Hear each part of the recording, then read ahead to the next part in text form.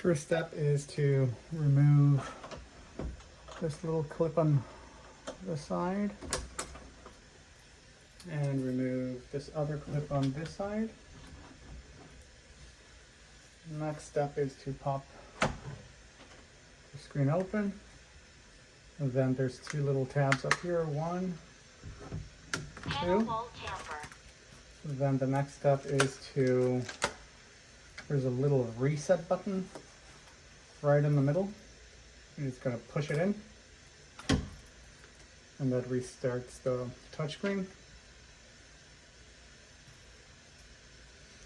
And then the next step is to make sure this wire is tucked into a little space right there.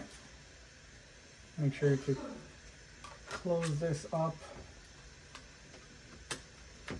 So it's important that it sits nice and flush so the tamper doesn't set it off. There's a little tamper button there.